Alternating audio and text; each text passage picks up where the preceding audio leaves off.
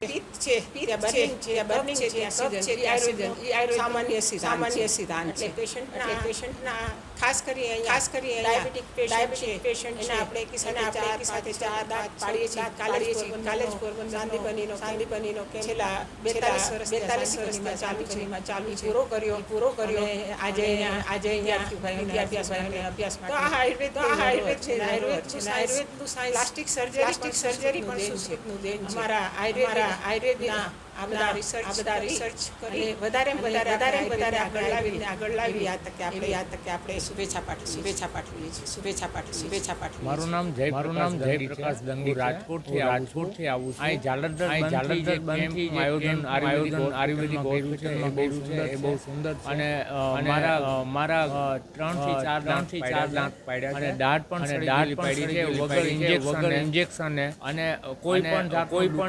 દુખાવો કે કોઈ આવા નવા કેમ્પની આયોજન કરતા લોકોને વધુમાં વધુ લાભ મળે ભાવનાથી જય ધનુ. અને જ્યારે દાંત કાઢ્યો ત્યારે કંઈ દુખાવો નહોતો અને બહુ સરસ પદ્ધતિ છે કોઈ ઇન્જેક્શન વગર સરળતાથી ખ્યાલ પણ નથી અમે બધા લોકો હોય છે ત્યારે નીકળી જાય છે ખ્યાલ પણ નથી. મારું નામ દંતવૈદ્ય સરોજ જોશી છે, મારી સાથે દંતવૈદ્ય હર્ષદ જોશી છે.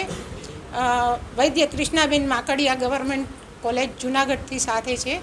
આ મારો શલ્યશાલક્ય વિભાગ છે. અહીંયા આજે દંત યજ્ઞ એટલે દાંતની ચિકિત્સાનો કેમ્પ છે. તો અહીંયા અમે દાંત છે એ આયુર્વેદિક જાલંધર બંધ પદ્ધતિથી કાઢીએ છીએ. સુશ્રુત સંહિતા અમારી સર્જરીની બુક થઈ ગઈ. એમાં યંત્ર શસ્ત્ર બધા પશુ પક્ષીના નામ પ્રમાણે સિંહમુખ, વ્યાઘ્રમુખ, કર્કમુખ કરીને આપેલા છે. પહેલાં અમે નિદાન કરીએ છીએ દાંતના 8 વ્યાધિ, દાંતના મૂળના 15 વ્યાધિ. જે દાંત કાઢવા લાયક જેમ કે કૃમિદંત છે, કૃષ્ણ છિદ્ર, ચલસ્ત્રાવી, સંસર્જમાં ક્રુજર એટલે શરૂઆતમાં કાળું છિદ્ર બને, એમાં ક્યારેક સેન્સિટિવિટી એટલે દર્દ થાય. ચોથી અવસ્થામાં એમાં સાઇન નાડીગ્રહણ થઈ જાય અને કાઢી નાખવો પડે. અહીંયા જ્યારે અમે દાંત કાઢીએ છીએ ત્યારે ઇન્જેક્શનનો પ્રયોગ નથી કરતા. જાલંધરબંધ યોગની પ્રક્રિયાથી દાંત કાઢીએ છીએ. પહેલાંના ઋષિમુનિઓ દાંત કાઢતા અને બનાવતા. મહારાજ કર્ણને પણ સોનાનો દાંત હતો.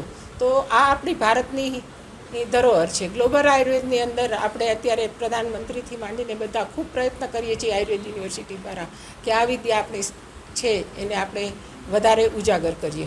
તો જાલંધર બંધ